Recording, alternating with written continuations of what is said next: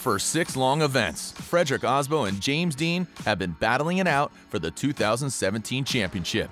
But as we round the corner to the last 2 events of the year, it is James Dean who has taken a more dominant lead over Osbo. Texas Motor Speedway is the next round on the docket, and Osbo needs to strike here if he wants to push the championship to Irwindale against Dean. It's no-holds-bar action in the Lone Star State, only on Formula Drift Insider.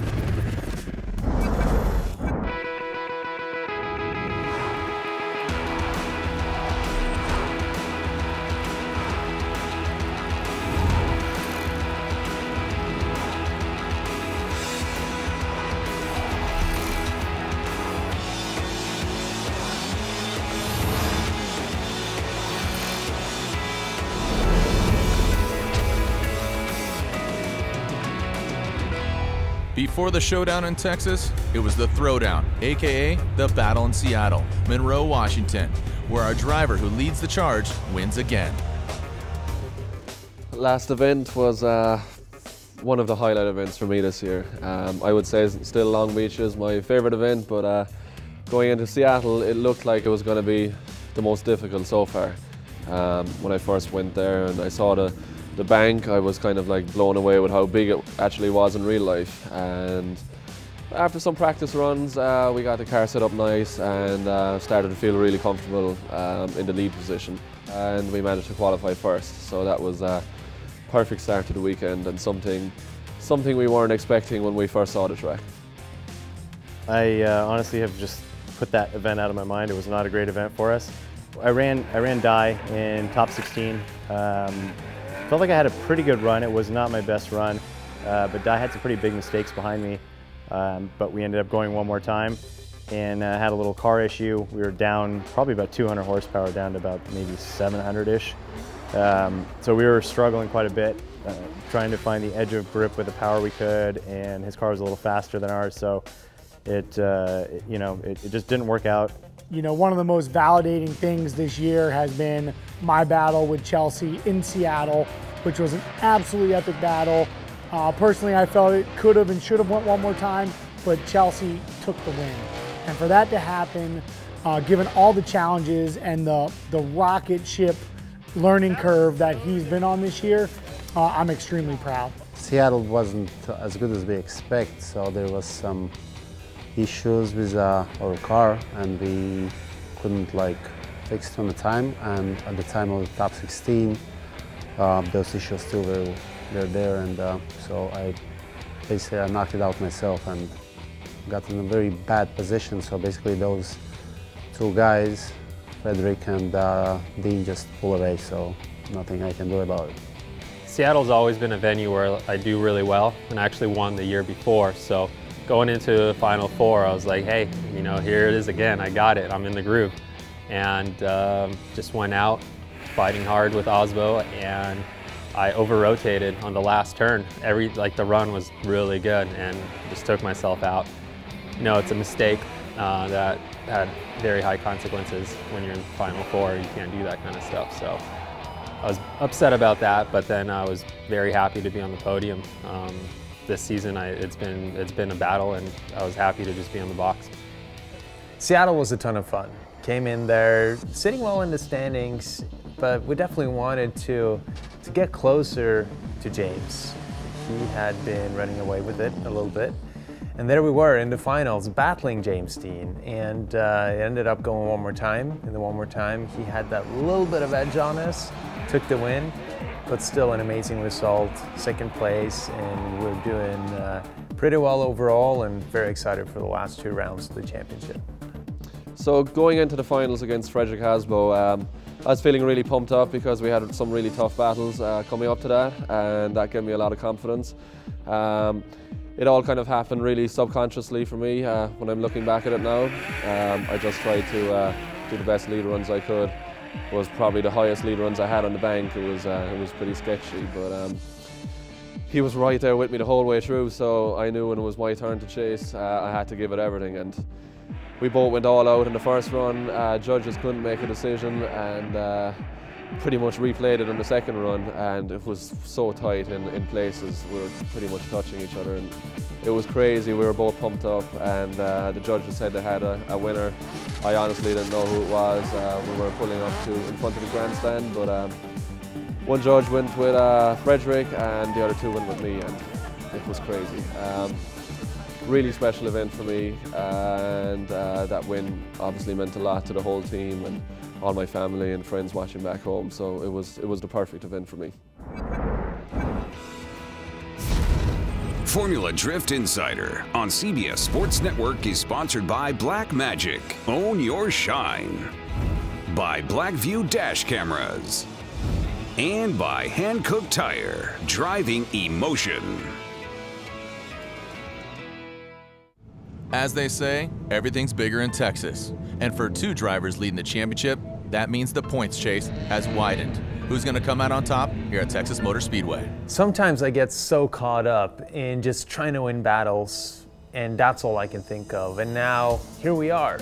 Second to last round of the year. We're in Texas. We're sitting second in points, which is phenomenal in a new chassis. You know, a lot of guys have been in the same car for years, and they're still not able to put it together. So you got to be happy. But at the same time, we want to be up there at the top. You know, being in the top 5 is great. There's really, right now, no chance of us winning the championship. We're shooting for second or third place right now. Try to get on the podium for the season. That would be great. I think we have a chance at it, but we're going to have a great event this weekend and another one in Irwindale. I've been landing in the top 5 for about 3 years in a row. Was 4th last year. I keep on trying to break through that top 3 overall. Gotten really close. Something's always, you know, a struggle. There's always some sort of battle or struggle that lands me right outside the top 3. This year, we're having to push really hard because I'm sitting in 4th. There's only 2 rounds left, and there's guys hungry for that top 3 spot. So it's going to be a fight, you know, to the finish, and just trying my best to put a good, you know, run together for that top 3 spot. Oh man, my car is beating all over the place. Like if you take off the body panels, I can like probably go around and just like point and like, I think I counted like 6 or 8 drivers around my car, like there is some bumps or scratches. So it's a contact sport, so either somebody messes up in the front or I overshoot behind him, and that's why I'm saying you better don't left, so because I'm next to you and probably gonna hit you hard or less hard. So I'm just trying to go all in, whatever it is, and just trying to do my best. It's not like I'm crashing into my friends' cars, not at all. It's just, it's racing, so it's drift. You know, I have to give respect where respect is due. Frederick Osbo is having a phenomenal year, just being Osbo, being consistent, doing what he has to do to win. But I think the big story, I think for all of us, is James Dean. You know, the pressure's on for both those guys right now. Final 2 rounds, and it's gonna come down to who continues to do what they've been doing all year. Both those guys have a good mental game. I think, you know, Frederick's been here before. James is gonna be the one with a lot of pressure, but without any question in my mind, James is gonna pull through, and he is gonna be Formula Drift champion this year. This track is probably one of the most fun tracks leading, and it's also one of the most hairy tracks chasing, because you're blind for such a long period of time. Come in on a turn 1, you get caught in the smoke, and then you kind of get out of it for a brief second, and then you hold your breath again and dive into the smoke. It's so tricky getting turn 1 exit and turn 2 just right when you're caught up in that smoke. Yeah, I really believe that this track is one of those tracks where you need luck on your side. I think, you know, it really is going to come down to being in a chase position and not making mistakes. And for me, that's almost feeling impossible right now. So we got a lot to learn. Obviously, there's pressure of the championship on the line, but you know, as I said, I don't have that much pressure because I achieved a lot more than what I expected. But at the same time, there's only 2 rounds left, so if we can keep the momentum going and see where we end up, so hopefully it works out for us. It's game day at round 7 of the Formula Drift Championship, and the track has proven to be difficult on the drivers, the vehicles, and now the mechanics for many of the teams. So we're still in top 32 practice. My second run, Basically, when I was following Forsberg, I basically blew the rear end. So yeah, they're changing up the track right now. So we did a burnout on the line, had a little drive line issue. Instead of trying to find what the problem was, because we have a short amount of time left to practice, we ended up just swapping the entire rear subframe, brakes, axles, diff, everything. It's awesome to have a team that's so prepared. We were close all the way up to inner wall. It got messy, I backed off and he went and buried it in the tires. I tried to shoot inside, but like when he went, when he went into it, it like flung like a 6-pack of tires out. Ken was leading, I was chasing. I was coming shallower line and quite faster than he. And I thought he's gonna pick up his speed. So I came into Ken's car and our damage is not as bad as Ken's, so I'm sorry for that. We sustained pretty good damage. We were contemplating whether we should swap subframes, but the most efficient and effective way was to weld it back together. So we missed pretty much most of practice. We're just about done getting the car repaired before going into Top 32 battle. Jeff Jones versus Alec Honadale. The Florida native advances on to the 16. There was a contact. I was on brakes. I barely touched Alec, and same time a little bit. My car was sucked in the tires, but gladly I stayed in the throttle and got out from that without any big damage beside the body kit. In the battle of Mohan versus Chelsea Denofa, Chelsea Denofa moves on to the top 16. I think that the mistakes in my follow weren't quite as good as much as his, so I mean, it was close. I think it could have been a one more time, but judges gave it to me unanimously.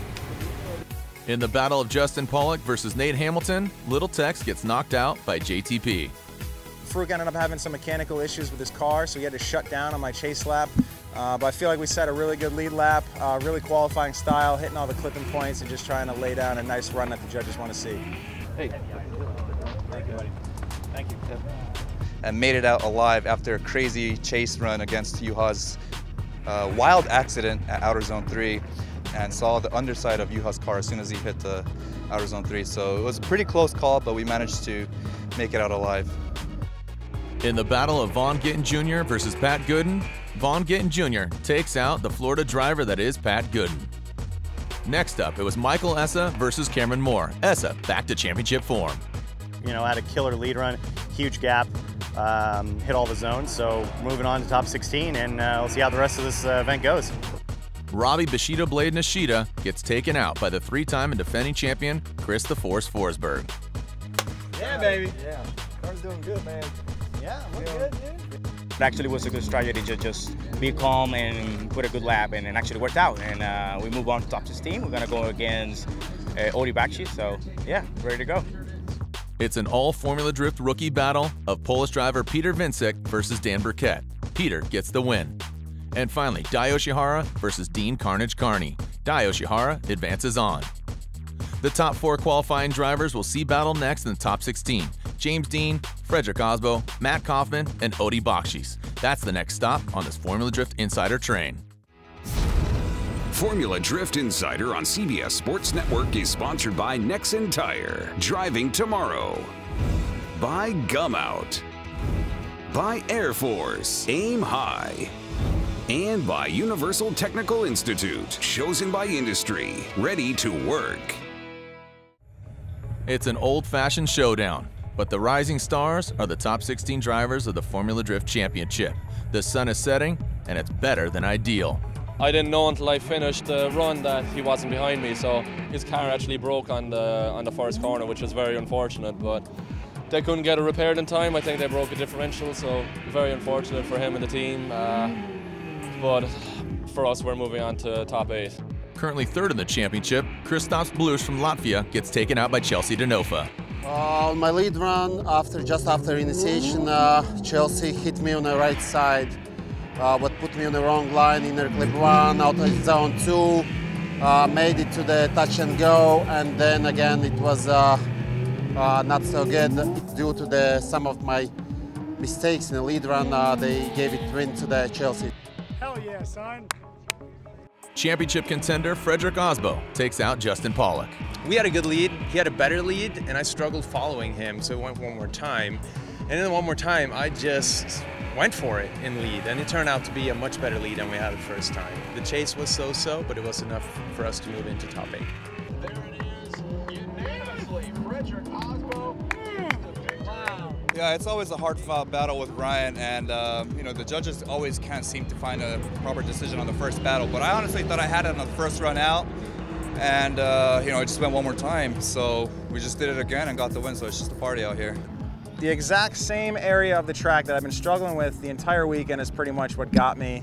Gucci was able to pull a gap. I just struggled to play catch up the rest of the lap, and that was pretty much the deciding factor. One judge voted for a one more time, but Gucci ended up getting a win. An easy win for Gittin as Matt Kaufman suffers mechanical failure. We don't even know what is letting go at the moment, but you can hear a rotational, like a metallic-y scrape sound, so we don't really know what it is. Inside, I'm bummed. I was really looking forward to battling him, but we went out, learned something. You know, track's cooling down. All the visuals are different in the dark, so pumped to be moving on to top 8, looking for some epicness. Yeah, that last run was nuts. I had to chase as a first, and like we've been saying all weekend long, if you don't get right up on that door, you get lost in the smoke, and it's almost impossible to chase. And I did fall back a little bit. Just went for it. I didn't want to leave anything on the table. Stayed on the throttle the whole time. His line was a little weird. Got in the smoke a little bit, transitioned through, popped out of the smoke, and then coming into the outside zone 3, he jumped on the brakes past the slowdown zone, and I had to get off the throttle not to just rail him in the door. And then I got in the tires and knocked the car around and took us out. The smoke playing a major role in the battle of Bakshis and Castro. On camera, it doesn't look as dark, so it was hard to really adapt. You know, I had to look for my visual keys, and it was hard, so I just tried to be as smooth as possible through everywhere. Ended up going very deep in the last zone. It ended up, you know, gliding right through it, no problem, but man, that was as close as I'd ever want to get to that tire wall. I just had a great battle with Peter at top 16. I had a decent follow, and then I had I think a pretty good lead, and then he actually tapped me on the first turn, and I think that kind of upset him to follow me the rest of the track. The first battle of the Grade 8 is James Dean versus Chelsea Denofa. So I was happy with my lead run overall, and while chasing, I pushed as hard as possible. I was with him the whole way through until the transition by the second inner clip, and he almost spun out in the car. So that confused me a little bit. I thought he was gone for sure. So I started to back out myself, and he managed to pull it off. So I caught him up throughout the end of the course, and it was a crazy battle all out. Next battle is all Toyota. Frederick Osbo versus Ken Gucci. I started off leading, tried to do a solid qualifying run, and this time I succeeded, got deep into turn 2 and deep into turn 3, and I felt Ken right there nudging me the whole way. Now for my chase on him, I got probably my best exit out of turn 1, which saved the run on my end, because Ken is so fast, I could barely hang, but it was enough, and here we are moving into top 4. Run number 1, we got the lead, which gives us a little bit of an advantage, especially at this track. Just a big, heavy, big angled, smoke-filled run, filling all the zones, and we're able to do that. Vaughn got a little lost at inner clip 2, and went 4 wheels off, trying to make that transition into the right turn, and so it gave us a bit of an advantage. Moving on to final 4. Things went pretty smooth for me. I didn't feel like I made really too big of hiccups, and I think I made the same mistake. There's so much smoke out there. I just had to basically close my eyes for a couple split moments. When the smoke cleared, his car was right in front of me, and I had to, didn't want to lift off throttle and panic, but I had to really adjust and make sure I make it through safely. Formula Drift Insider on CBS Sports Network is sponsored by Black Magic. Own your shine. By NOS with Complex 6 for high performance energy. By Nitto Tire, fueled by enthusiasts. And by Blackview Dash Cameras. With 1 round left, every point matters. And for Frederick Osbo, he comes up just a bit short here in Texas. Going against James, threw a little curveball, in our planning because we have been leading first every single time after qualifying in 4th place. Now with James being your top qualifier here, I would chase first. At first, I thought that would mean that I would hang with him quite easily. Not so. He took off like a rocket ship and I was trying to reel him in the whole way. I know I only had one opportunity of chasing him and I gave it my best. Got a little bit lost in the smoke just before the last outer wall, but we managed to pull it off and keep it together. So yeah, we're into the finals and it's amazing. We had a little trouble keeping up, about 2 car length gap the entire time after the first inner clip, and so just once again just doing all I can in the lead position, which is just all the angle and all the smoke and try and blind him out. He threw so much smoke after clip 2, I was offline and it was just too late. Big bummer, but if we had a little bit more luck on our side, I think we would have been on the top of the podium.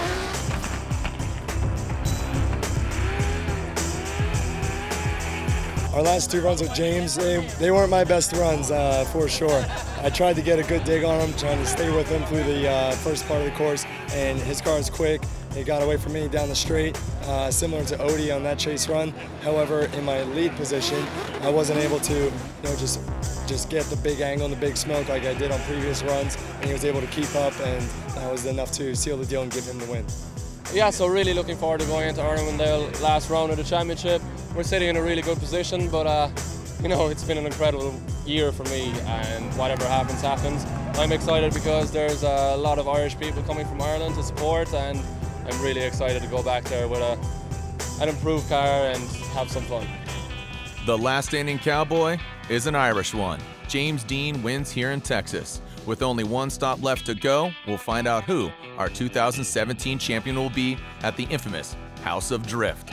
Please join us as we close another chapter in the Formula Drift books. In association with Formula Drift, this has been a presentation of CBS Sports Network, the 24-hour home of CBS Sports.